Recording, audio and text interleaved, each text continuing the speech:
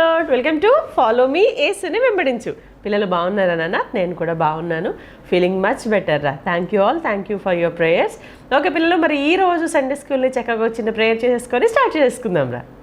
పరిశుద్ధమైన మా తండ్రి, ప్రేమ కలిగిన మా ప్రభువా, మీకు వందనాలు.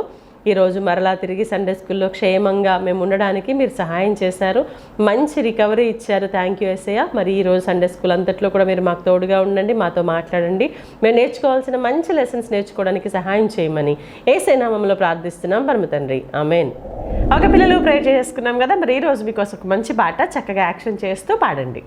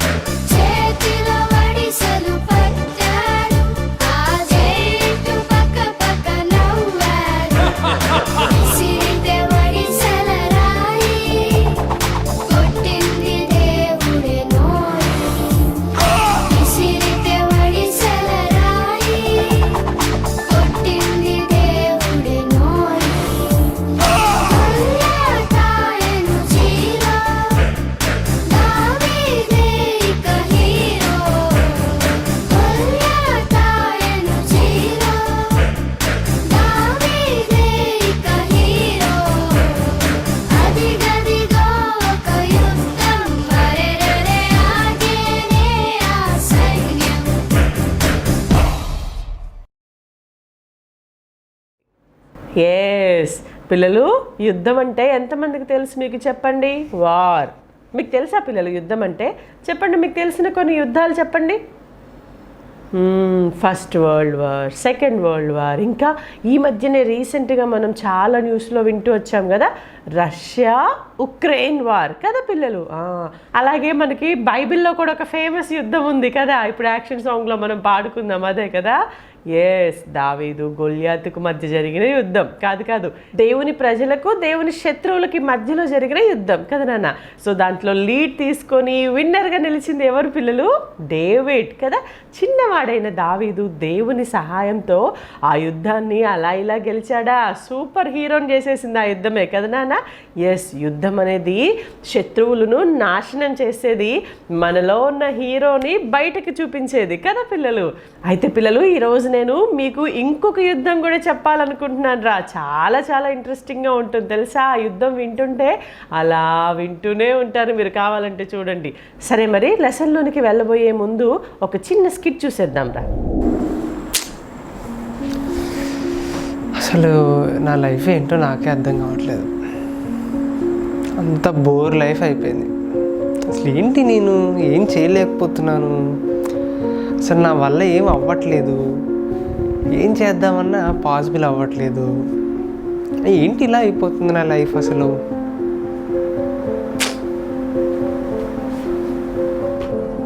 ఎందుకురా, ఏం ప్రయోజనం ఉందిరా నీ వల్ల అసలు? ఏంట్రా నీది ఒక బతికేనా అసలు? చిచ్చి, ఎందుకు బతుకుతున్నావురా నువ్వు అసలు? మనిషి అన్నాక ఒక ప్రయోజనం ఉండాలిరా. ఏ పని పాటలు లేకుండా ఒట్టిగా ఉంటున్నావు.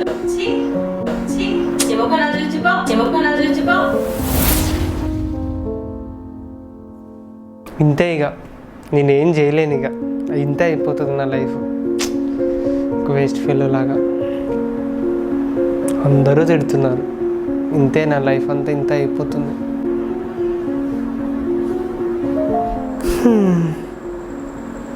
హాయ్ హీరో, ఏంటి సంగతులు?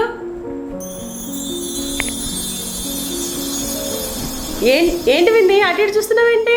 హీరో అన్నారు కదా అక్క, హీరో లేడేంటా అని చూస్తున్నాను. నిన్నే విన్ని, నిన్నే అంటున్నా నేను. అదేంటి అట్లా షాక్ అయ్యావు?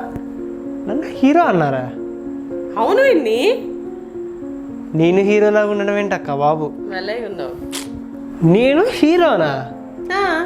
అసలు నా వల్ల అసలు ఏమైనా ప్రయోజనం ఉందా అక్క? అందరూ తిడుతున్నారు, నీ వల్ల ఏం కాదు, నువ్వు ఏం చేయలేకపోతున్నావు అని చెప్తున్నారు అక్క. ఒకసారి అటు చూడు, ఇక్కడ ఎంతమంది పిల్లల్ని ఇష్టపడతారు తెలుసా?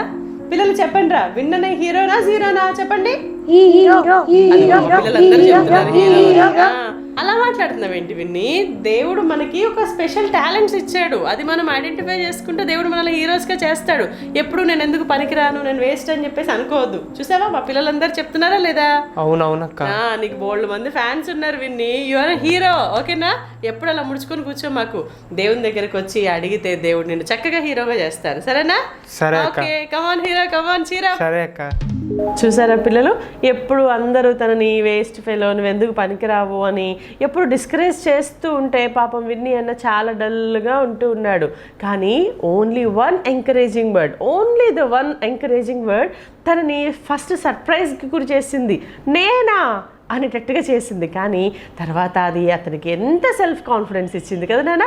ఫస్ట్ వినడానికి కొంచెం నేను హీరో ఏంటి అని అనుకున్నాడు, కానీ తర్వాత నిజమా నేను కూడా హీరో అవ్వచ్చా అనే ఒక హోప్ విన్ని అన్నకు వచ్చింది కదా నాన్న. నిజమే. ఇదంతా ఎందుకు చెప్పాను తెలుసా పిల్లలు? ఈరోజు మన యుద్ధంలోని హీరో కూడా ఒకరోజు అలాంటి పరిస్థితిలోనే ఉన్నాడు, అలాంటి డిస్కరేజ్మెంట్స్ మధ్యలోనే ఉన్నాడు.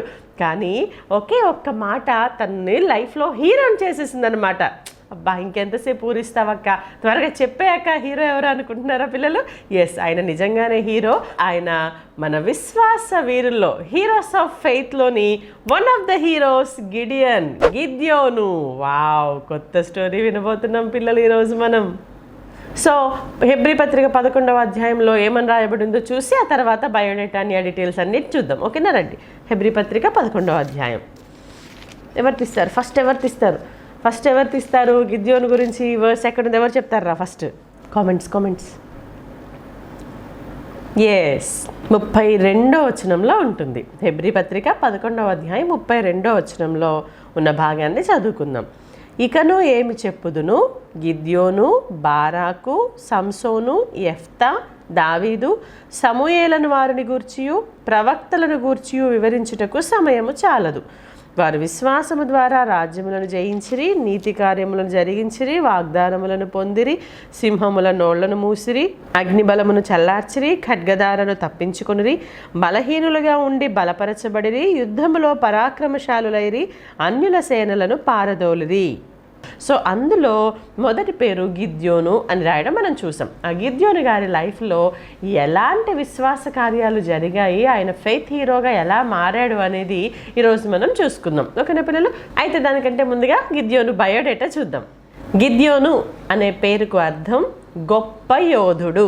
చెప్పండి పిల్లలు, గొప్ప యోధుడు. గిద్యోనుకున్న మరొక పేరు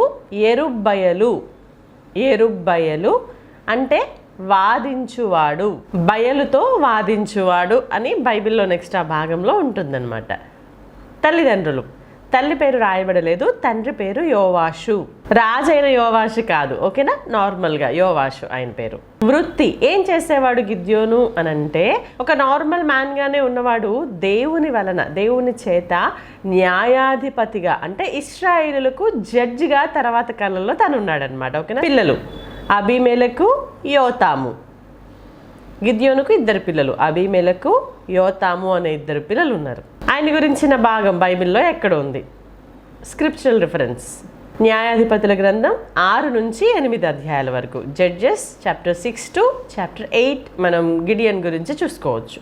so this is the biodata of Gideon.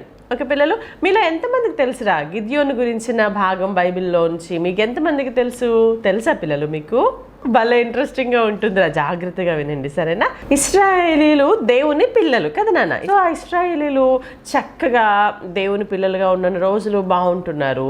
మళ్ళీ కొన్ని రోజులు అవ్వగానే వాళ్ళు ఏ దేశంలో అయితే ఉంటున్నారో ఆ దేశంలో ఉన్న దేవతలను, వాళ్ళ విగ్రహాలను పూజిస్తూ దేవునికి కోపం పుట్టిస్తున్నారు పిల్లలు. అలా కోపం పుట్టించినప్పుడల్లా దేవుడు వాళ్ళని ఏదో ఒక శత్రువు చేతికి అప్పగిస్తున్నారు. ఇట్స్ ఎ పనిష్మెంట్ అనమాట. తప్పు చేసిన వాళ్ళకి పనిష్మెంట్ ఇవ్వాలి కదా మరి, లేకపోతే అలా తప్పులు చేసుకుంటూనే ఉంటారు. మమ్మల్ని ఎవరేమన్నారు కదా అని కదా పిల్లలు. సో అందుకని దేవుడు వాళ్ళని ఆ తప్పు చేసిన ప్రతిసారి ఒక శత్రువు చేతికి అప్పగిస్తూ ఉన్నారు. అలా శత్రువు చేతికి అప్పగించినప్పుడు అమ్మో బాబోయ్ మేము తట్టుకోలేకపోతున్నాం, ఈ శత్రువుల టార్చర్ మేము తట్టుకోలేకపోతున్నాం అని చెప్పేసి అప్పుడు దేవుని వైపు చూసేవాళ్ళు అనమాట. దేవా మాకు సహాయం చేయండి, ప్లీజ్ హెల్ప్ అస్ అని చెప్పేసి వాళ్ళు దేవునికి ప్రార్థన చేస్తే మన దేవుడు జాలి గల దేవుడు, ప్రేమ గల దేవుడు కదా. అయ్యో నా పిల్లలు చాలా బాధపడుతున్నారు, నాకు ప్రేయర్ చేస్తున్నారు అని చెప్పేసి వెంటనే వాళ్ళని శత్రువు చేతి నుంచి తప్పిస్తూ ఉండేవాళ్ళు. ఇలా ఇశ్రాయేలులకి అలవాటైపోతూ వచ్చింది పిల్లలు.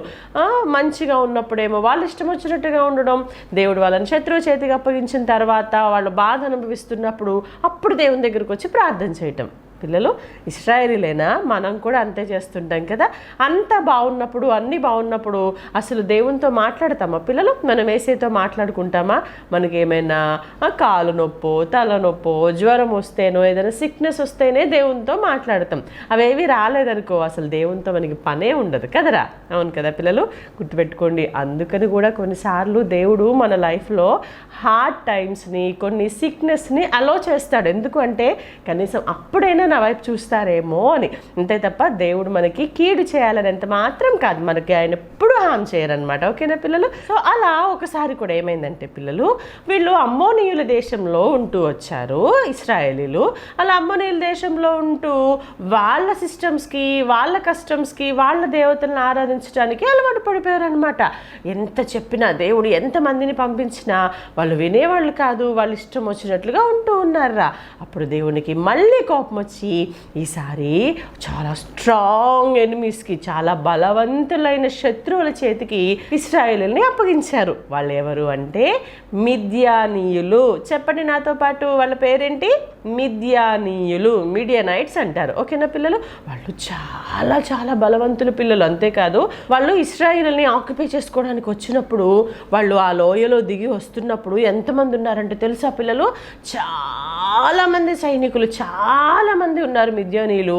వాళ్ళని ఇలా చూస్తే ఆ భూమి మీద మొత్తం ఏదో గ్రాస్ హాపర్స్, మిడతలు ఉంటాయి చూసారా, అలా మిడతలతో భూమి అంతా కప్పేసినట్లుగా అంతమంది జనాలు ఉన్నారనమాట.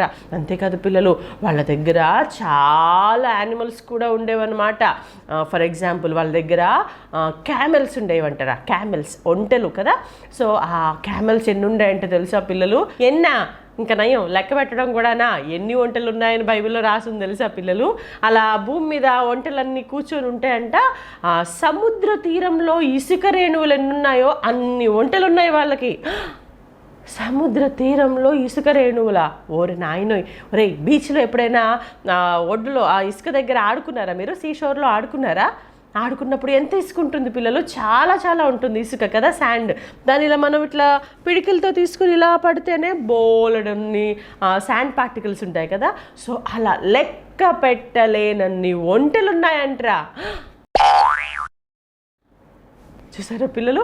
అవి చూడండి పిల్లలు, వాళ్ళ యానిమల్స్ అన్నీ ఇశ్రాయేలీయుల పొలంలో పడి తినేయటము. మిద్యానీయులు కూడా మొత్తం దేశం మొత్తం సరౌండ్ చేసేసి వాళ్ళని ఎవరిని కూడా బయటికి రానివ్వకుండా, వాళ్ళ పొలాల్లో ఉన్న ఆహారం వాళ్ళే తినకుండా చాలా చాలా స్ట్రిక్ట్ చేసేసారనమాట. అలా మిద్యానీయులు ఇశ్రాయేలుని చాలా బాధ పెడుతూ వచ్చారనమాట. బైబిల్లో ఉంటుంది, వారు మిద్యానీయుల వలన మిక్కిలి హీన దశకు రాగా. మిక్కిలి అంటే టూ మచ్ అనమాట. చాలా చాలా హీన దశలో కంటే చాలా పిట్టియెస్ట్ పొజిషన్లోకి వచ్చేసారు పిల్లలు. వాళ్ళ పిల్లలకు చాలా భయంగా, చాలా బాధగా, అసలు ఏమాత్రం బాగోలేదనమాట. గజగజ వణికిపోతున్నారు. అంతేకాదు పిల్లలు, అసలు ఆ ఊర్లో కూడా ఉండలేక మిద్యానీయుల చేతిలో చచ్చిపోతామేమో అని చెప్పేసి ఎక్కడైనా కేవ్స్ ఉన్నాయేమో అని లోయల్లోకి, ఓకేనా, వ్యాలీస్లోకి, కొండల్లోకి, గుహల్లోకి వెతుక్కొని, అమ్మో మిద్యానీయులు మనల్ని బతకనివ్వట్లేదురా బాబాయ్, పదండ్రా పారిపోదామని చెప్పేసి అలా దాక్కునే పరిస్థితులు. ఎంత భయంకరమైన పరిస్థితులు చూస్తారా పిల్లలు? అలాంటి పిటియెస్ట్ పొజిషన్లోకి వచ్చిన తర్వాత ఇప్పుడు ఏం చేస్తారు చెప్పండి? ప్రార్థన చేస్తారు కదా, అన్ని బాగున్నప్పుడు ప్రార్థన చేయం కదా. సో ఇప్పుడు దేవునికి అమ్మో బాబోయ్ నాయనో చచ్చిపోతున్నాను దేవుడా మమ్మల్ని కాపాడని చెప్పేసి అప్పుడు మొరపెట్టడం స్టార్ట్ చేశారనమాట. అలా మొరపెట్టిన తర్వాత దేవుడు మరి వాళ్ళ ప్రార్థన వింటారు కదా పిల్లలు. సో అలా ఆ మొర్రను విన్న దేవుడు, ఒకసారి థ్యాంక్స్ చెప్దాం. మనం ఎలాంటి తప్పులు చేసినా మనం ప్రేయర్ చేస్తే వినే దేవుడు మన దేవుడు, ప్రార్థనను వినే దేవుడు మన దేవుడు కదా పిల్లలు. So do remember, pray in your hard times. మన కష్ట సమయంలో తప్పకుండా దేవునికి ప్రార్థన చేయాలి. రైట్, సో అలాగా వారు ప్రార్థన చేశారు, దేవుడు వాళ్ళ ప్రార్థనను విన్నారు. వన్ ఫైన్ డే ఏం జరిగిందంటే పిల్లలు, ఆ ఇశ్రాయేలు ప్రజల్లోనే ఒక అంకుల్ ఉన్నారా. ఆ అంకుల్ పేరే గిద్యోను. ఈరోజు మన హీరో అంటే మన ఆయన గురించే కదా మనం చెప్పుకునేది కదా. సో గిద్యోన్ అంకుల్ ఒక రోజు మార్నింగ్ లేవగానే తనకి చాలా బాధగా ఉంది. ఏంటి ఇంకా ఎలా మనం బ్రతకాలి, ఏం చేయాలి, ఏంటి పరిస్థితులు అని చెప్పేసి, మా ఇంట్లో పిల్లలకి వాళ్ళందరికీ చాలా ఆకలిగా ఉంది, నేను ఏదో ఒకటి చేయాలి అని చెప్పేసి ఏం చేశాడు తెలుసా పిల్లలు, ఎవ్వరు చూడకుండా ముసుగేసుకొని మెల్లగా తన దగ్గర కొన్ని గోధుమలు ఉన్నాయన్నమాట. కొంచెం వీటి తీసుకొని గానుగలు అనేవాళ్ళు నాన్న అప్పట్లో. అంటే ఇప్పుడు మనం గ్రైండర్స్ మిల్లులు అంటాం కదా. సో అప్పట్లో ఏం చేసేవాళ్ళంటే గానుగలు అనేవాళ్ళు. వాటిలో వాటిని జల్లించుకోవడం పట్టుకోవడం చేస్తూ ఉండేవాళ్ళు అనమాట. ఆ గానుగ దగ్గరికి వచ్చి సీక్రెట్గా ఎవరైనా వస్తున్నారేమో, మిద్యానీయులు చూస్తున్నారేమో అని చెప్పేసి దాక్కొని ఆ గోధుమలు జల్లించుకుంటూ ఉన్నాడనమాట పిల్లలు. చూసారా పిల్లలు, అంత భయం అనమాట గిద్యోన్ అంకుల్కి. నేనేమో ఒక్కడనే ఉన్నాను, కొంపదీసి ఎవరైనా మిద్యానీయులు చూశారంటే ఇగో ఈ గోధుమలను చేసినట్టే నన్ను కూడా మిక్సర్ చేసేస్తారు వాళ్ళు అని చెప్పేసి భయంగా తన పంతం చేసుకుంటూ ఉన్నాడనమాట. అలా చేసుకుంటూ ఉండగా సడన్గా ఒక వాయిస్ వినిపించింది పిల్లలు. ఏంటో తెలుసా, పరాక్రమము గల బలాఢ్యుడా. చెప్పండి పిల్లలు, నాతో పాటు చెప్పండి, పరాక్రమము గల బలాఢ్యుడా అనగానే ఒక్కసారి సీరియస్గా భయంగా ఆ గోధుమలు జల్లించుకుంటున్న గిద్యోను, ఎవరది, ఎవరు అని చెప్పి చూస్తే పరాక్రమం గల బలాఢ్యుడా అని మళ్ళీ పిలిచారు పిల్లలు. పిలవగానే గిద్యోన్ అంకుల్కి ఏం అర్థం కాలే. ఒక నిమిషం ఇలా పాజులో పెట్టినట్టుగా అయిపోయాడు. అలా చూసి ఒక సెకండ్లో మళ్ళీ తేరుకొని, ఇక్కడ ఎవరైనా ఉన్నారా, ఇక్కడ ఎవరు లేరు, ఎవరిని పిలుస్తున్నారు, ఎవరు కావాలండి మీకు, ఎక్స్క్యూజ్ మీ అన్నట్టుగా చూస్తున్నాడు అనమాట. చూస్తే ఆయన అన్నాడు, ఆ దేవుని దూత అన్నాడు, అయ్యా నిన్నే బాబు నేను పిలిచేది, పరాక్రమం గల బలాఢ్యుడా నువ్వు లెగు, నేను నీకు తోడుగా ఉంటాను, యుద్ధం చేద్దు కానీ, కమ్ అని చెప్పగానే గిద్యోను, నేనా, ఈజ్ ఇట్ మీ నేను మా ఇంట్లో మా ఫ్యామిలీ అందరిలోకి చిన్నోడిని, అందరికంటే బుడ్డోడిని. నేను మా ఫ్యామిలీని చూస్తే ఏమైనా మా ఫ్యామిలీ పెద్ద బ్యాక్గ్రౌండ్ ఉన్న ఫ్యామిలీ అంటే అది కాదు. ఇశ్రాయేలు గోత్రాల్లో అన్నిటికంటే చిన్న గోత్రమైన మనష్షే గోత్రంలో, అందులో మా ఫ్యామిలీ ఇంకా చిన్న కుటుంబం. మా ఫ్యామిలీకి కూడా అలాంటి సీన్ లేదు, అంత సీన్ లేదు. అలాంటప్పుడు నేను ఎట్లా యుద్ధం చేస్తాను, నా వల్ల ఎలా అవుతుంది అన్నప్పుడు దేవుని దూత ఏమన్నాడు తెలుసా పిల్లలు, నో నీతో ఉన్నది దేవుడు నీకు తోడుగా ఉన్నారు కాబట్టి నువ్వు గెలుస్తావు ఖచ్చితంగా మిద్యానీయుల్ని అని చెప్పేసరికి షాక్ అయిపోయాడు గిద్యోను. అవునా, నిజమా, నేను యుద్ధం చేసి గెలుస్తానా? ఎక్కడో ఒక మూలన ఒక హోప్ వచ్చేసింది, ఒక ఫెయిత్ వచ్చేసింది అనమాట.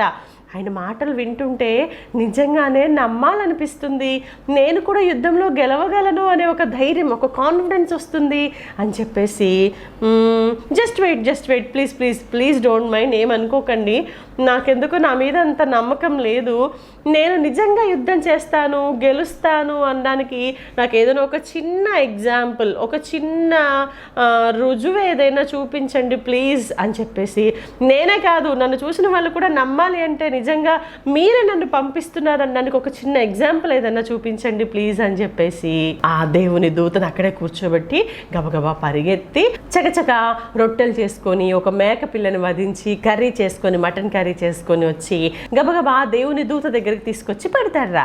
అప్పుడు ఆ దేవుని దూత, మరి గిద్యోను నమ్మకం కుదరాలి కదా, అందుకని ఏం చేశాడంటే నా దేవుని దూత ఆ రాళ్ల మీద, టేబుల్ మీద ఈ చికెన్ని, చపాతీలు అవన్నీ చేసి పెట్టారు కదా. ఇప్పుడు తన చేతిలో ఉన్న కర్రతో ఇలా టచ్ చేశారా. అలా టచ్ చేయగానే without any fire, without any petrol are kerosene, ఆ బండలో నుంచే, ఆ రాళ్లలో నుంచి తనకు తానుగా నిప్పు వచ్చేసి ఆ రొట్టెలని, ఆ కర్రీని మొత్తం కాల్చివేసిందనమాట. అంటే దేవుడు దాన్ని ఆఫరింగ్గా యాక్సెప్ట్ చేశారనమాట. అది చూసినప్పుడు గిద్యోను షాక్ అయిపోయాడు. నిజమే, దేవుడే నాతో మాట్లాడుతున్నారు, లేకపోతే ఏ నిప్పు ఏ మంట లేకుండానే రాళ్లలో నుంచి అగ్ని వచ్చేసిందంటే ఎస్, ఇది నిజంగా దేవుడు చేస్తున్న పనే, దేవుడు నిజంగానే నాతో ఉన్నాడు అని తనకి కొంచెం ధైర్యం వచ్చిందనమాట. వెంటనే దేవుని దూత అన్నారు, వెళ్ళు, ఇప్పుడు వెళ్ళి దేశం మొత్తంలో ఉన్న ఆ ఇతర దేవతల విగ్రహాలు ఏవైతే ఉన్నాయో వాటన్నిటిని వెంటనే నువ్వు కూలగొట్టేసాయి. అర్థమైందా? నేనే మీకు దేవుణ్ణి కదా, ఇంకా వేరేది ఏది మీ మధ్యలో ఉండకూడదు, వాటిని కూలగొట్టేసే అనగానే గిద్యోను ఏం చేశాడో తెలుసా పిల్లలు? దేవుడు అంతగా మాట్లాడినా, దేవుడు ఒక సూచక క్రియ చేసినా, తన హృదయంలోకి విశ్వాసం వచ్చినా కానీ ఆ మిద్యానీయులను చూస్తున్నప్పుడు, ఆ దేశంలో ఉన్న ప్రజలను చూస్తున్నప్పుడు తనలో ఇంకా భయం ఉంది పిల్లలు. అందుకని ఏం చేశాడు తెలుసా? దేవుడు చెప్పిన పని చేయడానికి రెడీగానే ఉన్నాడు, కానీ పగలైతే అందరూ చూస్తారు, అమ్మో ఎందుకు వచ్చిందని చెప్పేసి రాత్రిపూట వెళ్ళి దేవుడు చెప్పిన పని మొత్తం చేసేసి వచ్చాడు రా. మొత్తానికైతే చేశాడు, కానీ మనుషుల గురించిన భయం ఇంకా ఉందన్నమాట మనసులో. వెళ్ళిపోయి దేవుడు చెప్పిన పని చెప్పినట్టుగా చేసి ఏం తెలియనట్టుగానే వచ్చి ఉన్నాడనమాట. ఆ తర్వాత అసలైన టాస్క్ ఏంటంటే మిద్యానీయుల్ని జయించటం అనే ఒక ముఖ్యమైన పని ఉంది పిల్లలు. ఓకేనా? ఇప్పుడు మళ్ళీ భయం వేస్తుంది, ఏం చేయను, నాకు ఆ విగ్రహాలను కూలగొట్టడానికే ధైర్యం సరిపోలేదు, రాత్రి పోయి చేసి వచ్చాను ఆ పని. యుద్ధం చేయడం అంటే కొంచెం కష్టంగానే ఉంటుంది అనుకుంటా. దేవుణ్ణి మళ్ళీ అడుగుదాం, ఆయన మంచి దేవుడు కదా, నా మాటని ఇంకొకసారి ఎక్స్క్యూజ్ చేయమని ఇంకొక మాట అడుగుదామని చెప్పేసి, దేవా మరి నేను యుద్ధం చేయాలన్నారు కదా, మరి నాకు ఇంకొక చిన్న ఎగ్జాంపుల్ చూపించరా? నేను ఆ యుద్ధం చేయడానికి నాకు స్ట్రెంత్ సరిపోతుందా లేదో అని ఎక్కడో కొంచెం ఇంకా భయం ఉంది. ప్లీజ్ నాకు మీరు తోడుగా ఉన్నారని నాకు ఇంకా తెలియాలి. అలా తెలియాలంటే ఇంకేదన్నా ఒక ఎగ్జాంపుల్ చూపించండి. ఇదిగో దేవా, ఈ పొలంలో నేను కొంచెం ఏరియాలో గొర్రె బొచ్చు పెడతాను. ఓకేనా? గొర్రెల హెయిర్ ఉంటుంది కదా, అదే ఫర్ ఉంటుంది కదా, షీప్ ఫర్ ఉంటుంది కదా, అదనమాట. ఓకే, ఆ గొర్రెల హెయిర్ అక్కడ పెడతాను, ఫర్ పెడతాను. చుట్టూ మట్టి ఉంటుంది కదా. సో ఇప్పుడు మీరు ఏం చేస్తారంటే మంచుని ఫస్ట్ ఓన్లీ ఈ ఫర్ మీదనే కురిపించండి. చుట్టూ మాత్రం పొడిగా ఉండాలి, చుట్టూ కొంచెం కూడా మంచు పడకూడదు. ఓన్లీ రేపు మార్నింగ్ నేను వచ్చి చూసేసరికి పొలమంతా డ్రైగా ఉండాలి, ఓన్లీ ఫర్ మీద మాత్రమే మంచు కురవాలి. ఓకేనా? ప్లీజ్ అని చెప్పేసి అనగానే దేవుడు ఓకే వెళ్ళు, ఇంటికి వెళ్ళి పడుకో అని చెప్పేసి పంపించేశారనమాట. పడుకున్నాడు. పొద్దున్నే లేచి గబగబా పరిగెత్తుకుంటూ వచ్చి చూస్తే ఎస్, అది నిజంగానే జరిగింది పిల్లలు. చుట్టూ నేలంతా పొడిగా ఉంది, మధ్యలో ఆ షీప్ ఫర్ మీద మాత్రమే మంచు కురిసిందనమాట. ఇలా పట్టుకొని ఇలా పిండితే బకెట్ నీళ్ళు వచ్చేసాయి పిల్లలు. అమ్మా నిజమే, నేను చెప్పినట్టుగా చేశారని మళ్ళీ గాడ్ ప్లీజ్ ఈ ఒక్కసారికి ప్లీజ్ కోపం తెచ్చుకోకండి ప్లీజ్, ఇంకొక చిన్న ఎగ్జాంపుల్ చూపించండి, ఈ ఒక్క నైట్ నాకు ఇంకొక సూచన కావాలి. అదేంటంటే ఇప్పుడు రివర్స్ అనమాట. ఇప్పుడు దీని మీద మాత్రమే మంచు పడొద్దు, పొలంలో మొత్తం మంచు పడాలి, ఈ గొర్రె బొచ్చు మాత్రం డ్రైగా ఉండాలి. అప్పుడు నాకు నిజంగా ధైర్యం వస్తుంది అనగానే దేవునికి కోపం రావాలి కదా. ఏంటి, చుట్టూ మంచు పడాలి, దీని మీద మాత్రం మంచు పడద్దా? ఏం మాట్లాడుతున్నావు బాబు? అదేమన్నా స్ప్రే బాటిల్లో కొట్టే స్ప్రేనా? అక్కడ కావాలంటే అక్కడ, ఇక్కడ కావాలంటే ఇక్కడ, ఇక్కడ వద్దంటే వద్దు అనుకోవడానికి అదేమన్నా స్ప్రేనా అని అనలేదు పిల్లలు.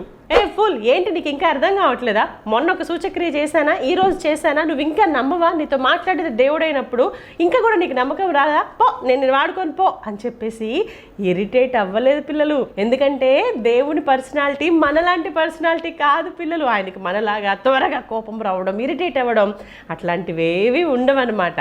ఆయన మనుషుల మనసును తెలుసుకునే దేవుడు, ఎరిగిన దేవుడు కదా నాన్న. దేవుడు కొంచెం కూడా కోపగించకుండా, కొంచెం కూడా కోపడకుండా yes I can do whatever you want, నువ్వేం కావాలనుకుంటుంది నేను చేయగలను అని చెప్పేసి చాలా పేషెన్సీతో చాలా ప్రేమతో హ్యాండిల్ చేస్తున్నాడు రా గిద్యోన్ని. గిద్యోను ఆ ఒక్క అవకాశం ద్వారా తనలో ధైర్యం వస్తుంది అని చెప్పేసి దేవుడు వెయిట్ చేస్తూనే ఉన్నారు. గిద్యోను మళ్ళీ ఇంటికి వెళ్ళాడు. మళ్ళీ ఎర్లీ మార్నింగ్ గబగబా పరిగెత్తుకుంటూ ఆ పొలం దగ్గరికి వచ్చి చూసేసరికి ఏం జరుగుద్ది పిల్లలు, ఏం జరుగుద్ది? దేవుడు చేయలేనిది ఏదైనా ఉంటుందా? ఈ భూమి, ఆకాశం, మంచు, వర్షం అన్నీ ఆయన చేతుల్లోనే ఉన్నాయి కదా నాన్న. హీస్ ద క్రియేటర్ కదా పిల్లలు, ఆయన సృష్టికర్త అయిన దేవుడు. కాబట్టి ఆయన దేన్ని పడమంటే అది పడుతుంది, ఏది ఆగమంటే అది ఆగుతుంది, ఆయన ఏదైనా చేయగలరు. సో అలా ఎగ్జాక్ట్గా గిద్యోను హృదయంలో ఉన్న భయాన్ని, అనుమానాన్ని, దాన్ని తెలుసుకున్న దేవుడు ఆయనకి ఎలా చేస్తే ధైర్యం వస్తుందో అలాగే చేస్తూ వచ్చారు. ఇప్పుడు గిద్యోనికి చాలా చాలా ధైర్యం వచ్చింది. అమ్మో, నాతో నిజంగా దేవుడు ఉన్నారు. సో నా బలం వల్ల, నా శక్తి వల్ల, నా ఫ్యామిలీ బ్యాక్గ్రౌండ్ వల్ల కాదు, కానీ దేవుడు నాకు తోడుగా ఉన్న కారణం చేత నేను మిద్యానీల్ని గెలవగలను అని అలా తన హృదయంలోనికి కంప్లీట్ ఫెయిత్ వచ్చింది పిల్లలు. ఫస్ట్ ఎలా ఉన్నాడు పిల్లలు? పిరికివాడుగా, భయంగా దాక్కొని వచ్చాడు కదా. కానీ దేవుడు తనకు తోడుగా ఉన్నాడని అర్థమైన తర్వాత ఇప్పుడు ఆ గొప్ప సైన్యంలో మిద్యానీయులు అనేంతటి గొప్ప సైన్యంతో యుద్ధం చేయడానికి కావాల్సిన ధైర్యం తన హృదయంలోనికి వచ్చేసింది. దానికి కారణం ఏంటి పిల్లలు చెప్పండి? విశ్వాసం. దేవుడు నాతో ఉన్నాడు అనే విశ్వాసం. ఓకేనా? ఇప్పుడు యుద్ధం చేయాలంటే అసలే వాళ్ళు చాలా మంది ఉన్నారు కదా, కాబట్టి మా దగ్గర ఉన్న మొత్తం సైనికులు, బలం కలిగిన వాళ్ళందరినీ గ్యాదర్ చేసేసుకుందామని వాళ్ళని అందరికీ మెసేజ్ పాస్ చేసి అందరూ రండి మనం వెళ్ళి ఆ మిద్యానీయుల మీద యుద్ధం చేయాలని చెప్పేసి అందరికీ కబురు పంపిస్తే చాలా మంది వచ్చారు. ఎందుకంటే గిద్యోను విషయంలో దేవుడు చాలా సూచనలు చూపించారు. దేవుడు గిద్యోనుకు తోడుగా ఉన్నాడు. రండ్రా మనందరం యుద్ధం చేద్దాం గిద్యోనుతో కలిసి అని చెప్పేసి ఇశ్రాయేలులో నుంచి 32,000 మంది అంటే 32,000 సోల్జర్స్ వచ్చారన్నమాట. వాళ్ళందరూ వచ్చేసి ఎస్ వీఆర్ విత్ యూ, పద గిద్యోను పద మనం యుద్ధం చేద్దామని చెప్పేసరికి గిద్యోను ఆగండి, ఓవర్ యాక్షన్ చేయకండి, మనం ఏం చేసినా దేవునికి చెప్పి చేయాలి, ఆగండి అని చెప్పేసి దేవా వీఆర్ రెడీ, ఇదిగో మొత్తం 32,000 మెంబర్స్ని తీసుకొచ్చాను దేవా, నేను వెళ్ళమా యుద్ధానికి అనగానే హలో స్టాప్, మనకి ఇంతమంది అక్కర్లేదు బాబు అంటే అక్కర్లేదా? వాళ్ళేమో అంతమంది ఉన్నారు కదా, మరి కనీసం మనం ఈ మాత్రం ఉండాలి కదా అని చెప్పేసి మనసులో అనుకుంటున్నాడు గిద్యోను. కానీ దేవుడు ఏమన్నాడు తెలుసా?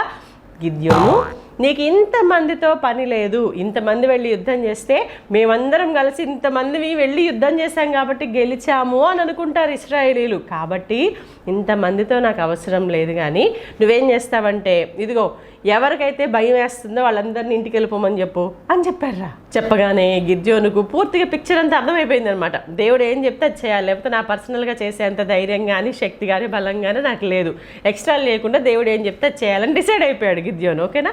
సో అలా ఇదిగోండి బాబు ఇప్పుడే చెప్తున్నాను, మీకు ఎవరికైనా భయంగా ఉంటే మీరు వెళ్ళిపోవచ్చు అనగానే 32,000లో నుంచి 22,000 వెళ్ళిపోయారు పిల్లలు.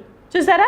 అంటే అంతమందికి భయం ఉంది ఇంకా లోపల. ఓకే, సో 22,000 మెంబర్స్ వెళ్ళిపోయాక ఇప్పుడు 10,000 మిగిలారనమాట. ఇప్పుడు గిద్యోను మళ్ళీ దేవుని వైపు చూశాడు. దేవా ఈజ్ ఇట్ ఓకే అంటే నో నాట్ ఓకే, ఇంతమందితో కూడా మనకి పని లేదు అనగానే 10,000 మంది కూడా లేకుండా గెలుస్తామా? ఎందుకు గెలవవు? దేవుడు కదా నాకు తోడుగా ఉందని. మరి ఇప్పుడు ఇంకా ఎట్లా సెలెక్ట్ చేసుకోవాలి దేవా అన్నప్పుడు దేవుడు ఇంకొక ఐడియా ఇచ్చాడు. ఏంటంటే అదిగో ఆ పక్కనున్న ఆ వాగు దగ్గరికి తీసుకెళ్ళు, వాటర్ దగ్గరికి తీసుకెళ్ళు, వీళ్ళందరినీ తీసుకెళ్ళి మీరు వాటర్ తాగండి అని చెప్పేసి చెప్పు అనగానే ఎస్ లార్డ్ అన్నాడు గిద్యోను. అలా వాళ్ళందరినీ తీసుకెళ్ళారనమాట. తీసుకెళ్ళిన తర్వాత దేవుడు భలే వెరైటీ టెస్ట్ పెడతారు అక్కడ. ఏంటంటే ఇదిగో గిద్యోను ఇప్పుడు ఆ నీళ్ళలోకి తీసుకెళ్ళావు కదా, వీళ్ళందరిలో ఎంతమంది మోకాళ్ళతో వంగి డైరెక్ట్గా నీళ్లు తాగారు, ఎంతమంది చేతులతో ఇలా నీళ్లు తీసుకొని నీళ్లు తాగారు, ఒకసారి అందరినీ సపరేట్గా కూర్చోబెట్టు అని చెప్పారనమాట. అనగానే గిద్యోను దేవుడు చెప్పినట్టు చేశాడు. ఇదిగో ఎంతమంది ఇలా చేతులతో తీసుకొని నోటితో తాగారు, ఎంతమంది మోకాళ్ళ మీద వంగి ఇలాగ డైరెక్ట్గా నీళ్లు తాగారు, సపరేట్గా కూర్చోండి అనగానే ఈ చేతులతో నీళ్లు తీసుకొని ఇలా తాగిన వాళ్ళు 300 మెంబర్స్ ఉన్నారా. ఎంతమంది ఉన్నారు? ఉన్నారు పిల్లలు? 300 మంది ఉన్నారనమాట. సో ఇటు పక్కన 300 మంది ఉన్నారు, ఇటు పక్కన 9700 మెంబర్స్ ఉన్నారనమాట. గిద్యోను అనుకున్నాడు, ఓకే వీళ్ళని తీసేసి వీళ్ళని ఉంచుతారేమో అని అనుకుని ఉండొచ్చు. కానీ దేవుడు ఏమన్నారంటే ఈ 9700 మందిని ఇంటికి పంపించే, వాళ్ళకి సెలవు ఇచ్చేసాయి. మనకు కావాల్సింది ఈ 300 మెంబర్స్. ఓకేనా? ఈ 300 మందితో నువ్వు ఈరోజు మిద్యానీయుల మీద గెలవబోతున్నావు అని చెప్పగానే ఆశ్చర్యపోయాడు గిద్యోను. అవునా, just 300? Is it okay? Just 300? Is it okay అంటే ఇట్స్ ఓకే, ఆయన కావాలంటే నీ ఒక్కడితో కూడా గెలుపునివ్వగలరు కదా పిల్లలు. సో అలా మిగతా వాళ్ళందరినీ పంపించేశాడు. ఆ 300 మందిని తీసుకొని యుద్ధానికి బయలుదేరాడు పిల్లలు. వచ్చి చూశాడు, చూస్తే అమ్మో ఏం మిద్యానీయులురా బాబు, ఇంతమంది ఉన్నారు, వాళ్ళ చేతికి కానీ మనం చిక్కామా 300 మందిని 3 నిమిషాల్లో మటాష్ చేసి పడేస్తారు అని చెప్పేసి ఏం చేద్దాము, ఎట్లా స్టార్ట్ చేయాలి, ఎక్కడి నుంచి స్టార్ట్ చేయాలి యుద్ధం అని చెప్పేసి ఇంకా లోపల భయపడుతూనే ఉన్నాడు రా గిద్యోను. అలా భయపడుతున్నప్పుడు దేవుడు అన్నాడు, బాబు నువ్వెందుకు టెన్షన్ పడుతున్నావు, నీకు ఇంకా భయం పోలేదా, నీకు ఇంకా ధైర్యం రావట్లేదా?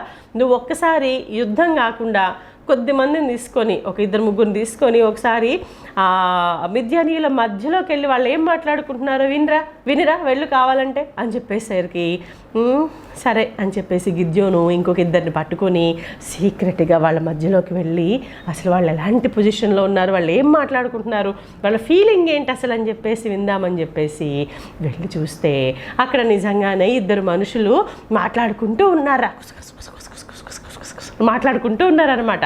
ఏం మాట్లాడుకుంటున్నారబ్బా అని జాగ్రత్తగా విన్నాడు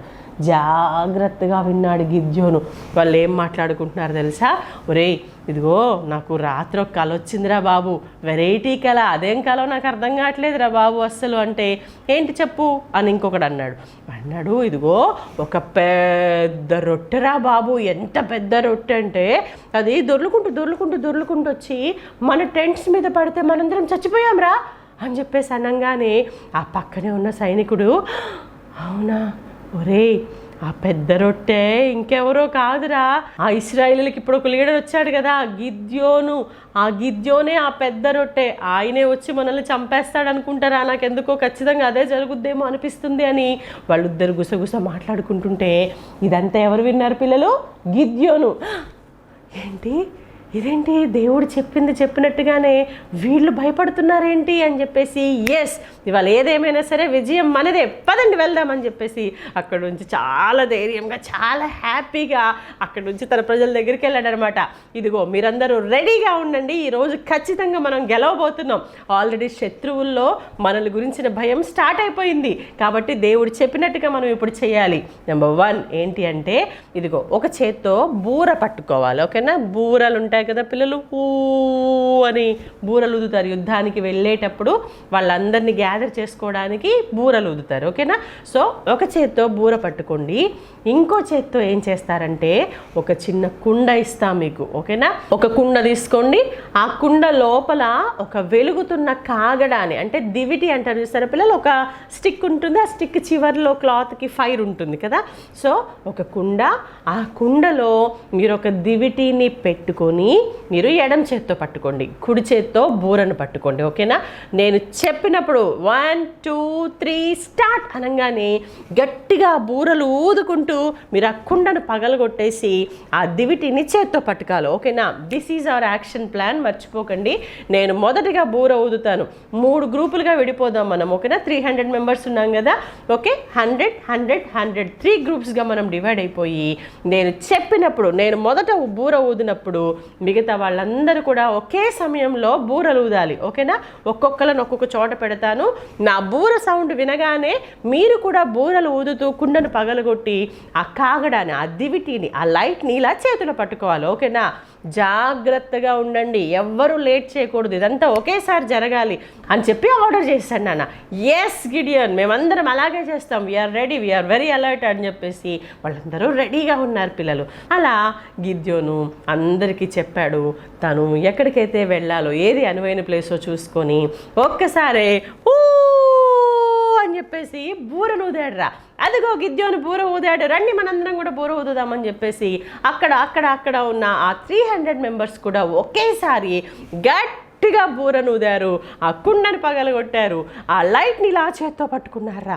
అప్పటిదాకా చీకటి ఉండి ఒక్కసారి ఒక ఫోకస్ లైట్, ఫ్లడ్ లైట్ ఏదైనా ఆన్ అయిందనుకోండి, ఎలా ఉంటుందిరా? చూడండి పిల్లలు, అంతా చీకటి ఉంది కదా, ఇప్పుడు ఒక్కసారే అలా వెళ్తూ వచ్చేసరికి ఎలా ఉంది కదా పిల్లలు, సడన్ చేంజ్ కదా. అప్పటిదాకా కుండలో దాచిపెట్టున్న ఆ లైటింగ్ కాస్త దివిటీలు ఉన్నాయి కదా, ఒక్కసారి పగలగొట్టగానే గొప్ప వెలుగు ఒకేసారి వచ్చేసింది అనమాట. ఆ టెంట్స్ మధ్యలో ఒక పెద్ద వెలుగు వచ్చేసరికి వాళ్ళు భయపడిపోయారు.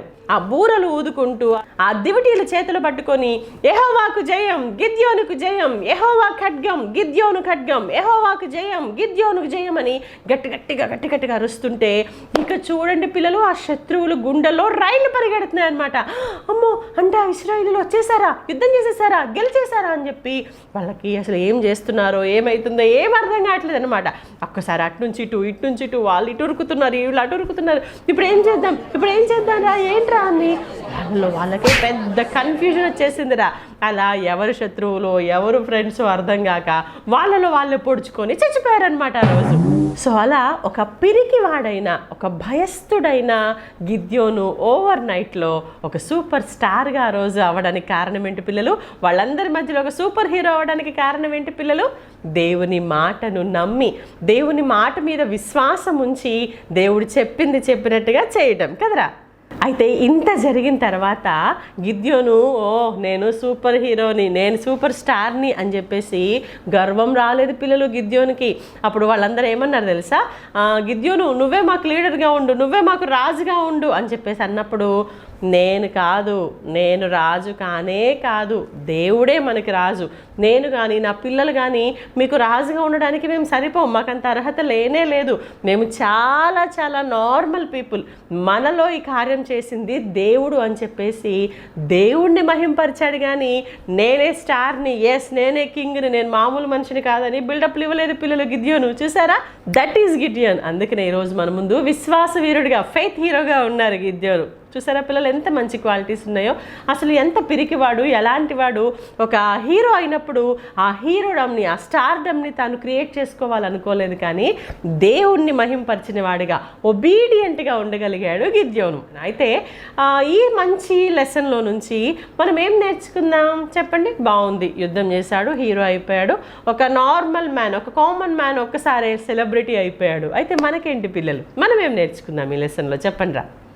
ఫస్ట్ థింగ్, మనుషులందరూ మనల్ని ఎలాగైనా చూడొచ్చు కాక, పిరికి వాళ్ళలాగా, ఏమీ లేని వాళ్ళలాగా, చిన్న వాళ్ళలాగా కనబడచ్చు, కానీ మన దేవుడు మనలో ఉన్న గొప్ప సంగతిని చూడగలిగిన వాడు. ఓకేనా? This is the first lesson నాన్న. ఇందాక విన్ని అన్న కూడా అందరూ తిట్టారు, కానీ ఒక్కసారి ఒక్క వ్యక్తి తనను స్పెషల్గా చూడడం వల్ల తనలో ఎంత కాన్ఫిడెన్స్ వచ్చింది కదా నాన్న. సో దేవుడు కూడా మనుషులందరి దృష్టికి మనం ఎలాగైనా ఉండొచ్చు కాక, కానీ దేవుడు మనలో దాగి ఉన్న గొప్ప సంగతిని చూడగలిగిన వారు. ఓకేనా?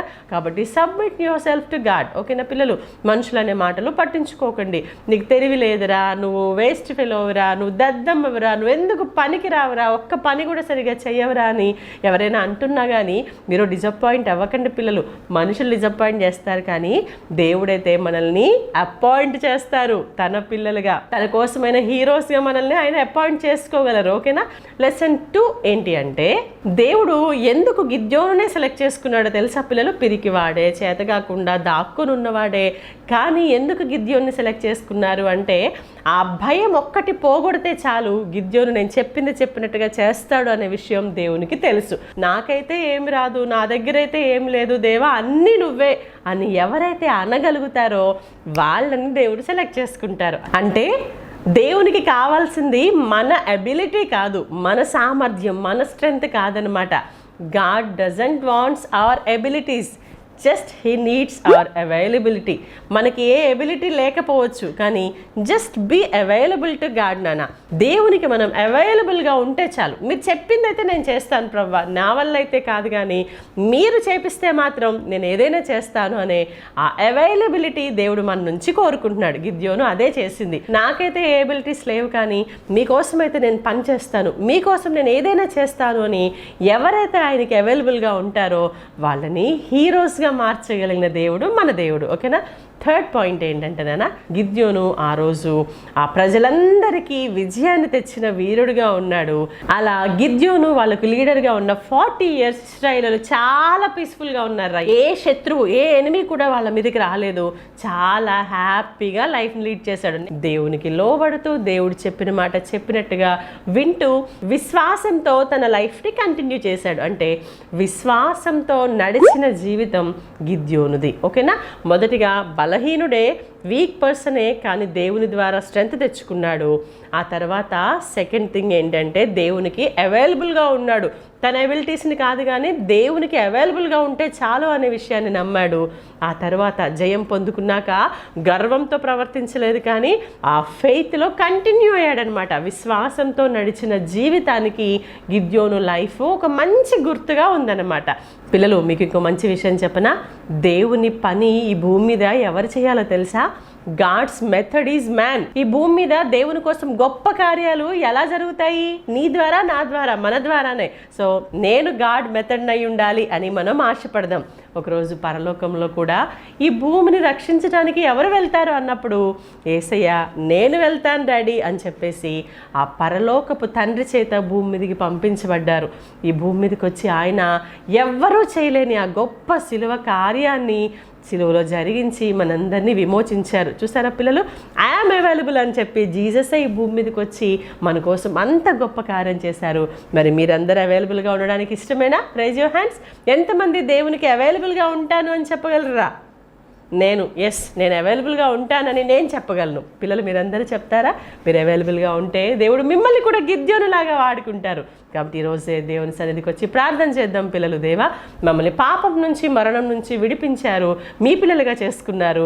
ఈ భూమి మీద మేము కూడా మీ పిల్లలుగా మీ పని చేయడానికి వీఆర్ రెడీ అని చెప్పేసి మీ చేతిని దేవుని చేతికి అప్పగించండి. చిన్న ప్రార్థన చేసుకుందాం. పరిశుద్ధుడా, ప్రేమగల మా తండ్రి, మీకు వందనాలు. ఇంతసేపు గిద్యోను లైఫ్ ద్వారా మాకు బోలెడైన విషయాలు మీరు నేర్పిస్తూ వచ్చారు. మీకు వందనాలు. అంతేకాదు మమ్మల్ని స్ట్రెంగ్తెన్ చేస్తూ అయ్యా మేము అవైలబుల్గా ఉండగలిగితే మా ద్వారా గొప్ప కార్యాలు చేయగలరని ఈరోజు గిద్యోను లైఫ్ ద్వారా మాకు తెలియచేశారు. అలాగే తండ్రి, మీరు చెప్పినట్లుగా జీవిస్తూ మా జీవితం అంతా కూడా విశ్వాసంలోనే కొనసాగడానికి సహాయం చేయమని యేసయ్య అతి పరిశుద్ధ నామంలో ప్రార్థిస్తున్నాం పరమ తండ్రి. ఆమేన్.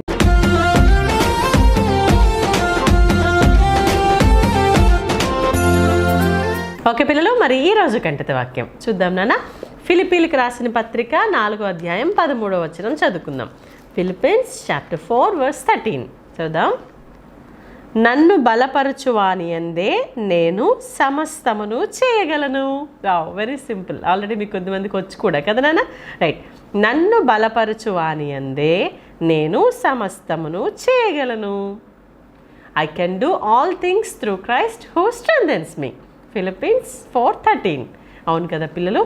గిద్యోను ఎలా విజయం సంపాదించాడు మిద్యానీయుల మీద అంటే తనను బలపరిచిన దేవుని ద్వారా కదా. సో అలాగే మనం కూడా ఎంత గొప్ప శత్రువైనా కానీ వాడిని మనం దేవుని సహాయంతో గెలవగలం పిల్లలు. ఓకేనా? కాబట్టి స్ట్రాంగ్గా ఉండండి. Say strong. ఓకే. అయితే ఈ వాక్యాన్ని ఇప్పుడు మనం యాక్షన్తో నేర్చుకుందాం పిల్లలు. ఓకేనా? జాగ్రత్తగా చూడండి నా వైపు. నన్ను, ఓకే, ఇలా తమ్ని మీ వైపు పాయింట్అవుట్ చేసుకోవాలి. నన్ను బలపరచువాని అందే, రైట్, నన్ను బలపరచువాని అందే నేను సమస్తమును చేయగలను. మళ్ళీ ఓకే. నన్ను బలపరచువాని అందే నేను సమస్తమును చేయగలను. ఫిలిప్పీలకు రాసిన పత్రిక 4వ అధ్యాయం 13వ వచనం. Philippines chapter 4 verse 13. ఈ వాక్యాన్ని చక్కగా కంఠత చేయండి రా.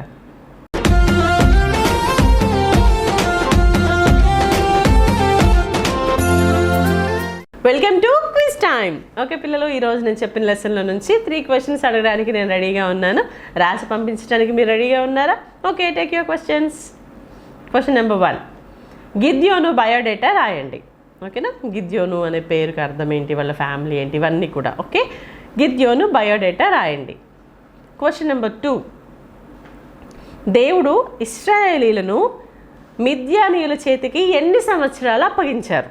మీరు ఆ ప్యాసేజ్ చదివితే, బైబిల్ తీసి చదవండి, ఎన్ని ఇయర్స్ వాళ్ళు సఫర్ అయ్యారనేది మీకు కనబడుతుంది. ఓకేనా? మిద్యానీయుల చేతికి దేవుడు ఇశ్రాయేలీయులను ఎన్ని సంవత్సరాలు అప్పగించారు? క్వశ్చన్ నెంబర్ 3, గిద్యోను ఏం చేస్తున్నప్పుడు దేవుని దూత వచ్చి పిలిచాడు, ఏమని పిలిచాడు? అలా పిలిచినప్పుడు గిద్యోను ఏమని ఆన్సర్ ఇచ్చాడు? అర్థమైందా నాన్న?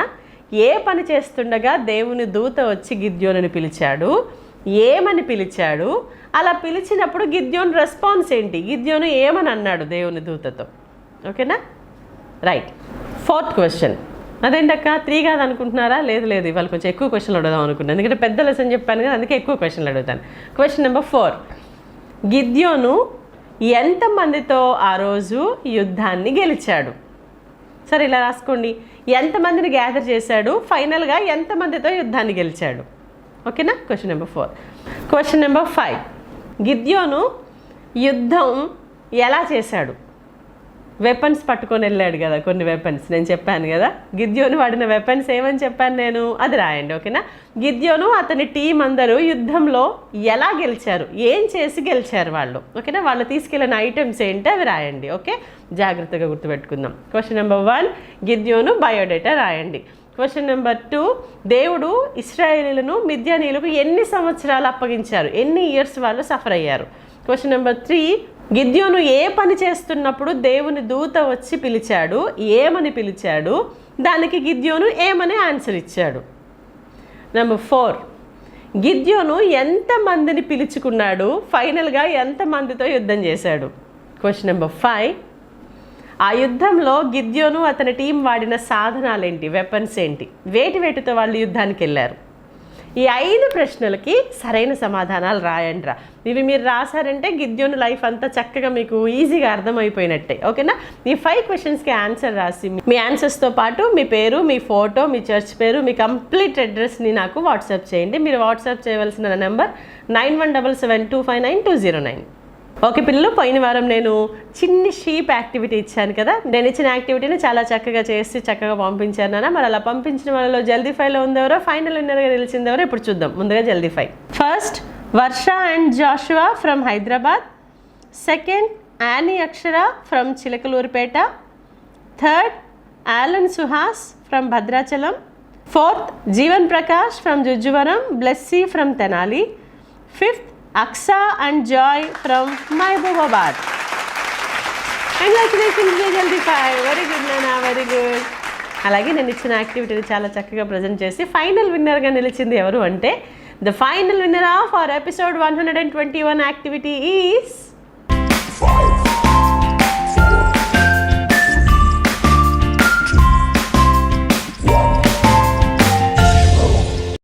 Aksa and Joy from Asha Bhavan, Mahbubabad.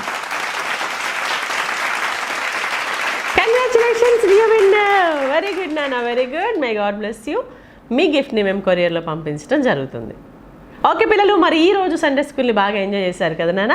Gideon life మనందరికీ చాలా చాలా ఎంకరేజ్మెంట్ అనమాట. నాలో ఏ బలం లేదు, నేను ఎందుకు పనికిరాని వాడిని, నేను ఎవ్వరికి ఇష్టం ఉండదు అని డిసప్పాయింట్ అవుతున్నారేమో. గిద్యోను చూసి ధైర్యం తెచ్చుకుందాం. దేవుడు మనల్ని వీక్గా చూడట్లేదు, పరాక్రమం గల బలాఢ్యులుగా ఆయన పిల్లలంగా మనం చాలా స్ట్రాంగ్ అని మన దేవుడు మనల్ని పిలుస్తున్నప్పుడు బీ అవైలబుల్ టు గాడ్ నాన్న. అలా అవైలబుల్గా ఉన్నప్పుడు దేవుడు మన ద్వారా చాలా చాలా గొప్ప కార్యాలు జరిగించగలరు. సో మీరు కూడా గిద్యోను లాగా దేవునికి అవైలబుల్గా ఉంటూ ఫెయిత్లో హీరోస్గా ఉండాలని నేను ఎంతో కోరుకుంటూ మీకోసం ప్రార్థన చేస్తున్నాను. ఓకే పిల్లలు, మళ్ళీ వచ్చే ఆదివారం సాయంత్రం 6 గంటలకి ఇలాగే మిమ్మల్ని కలుసుకోవడానికి నేను రెడీగా ఉంటాను. ఫాలో మీ యేసుని వెంబడించే కార్యక్రమంలో. అంతవరకు బాయ్ బాయ్ పిల్లలు. ప్రేమతో మీ శ్వేతక్క.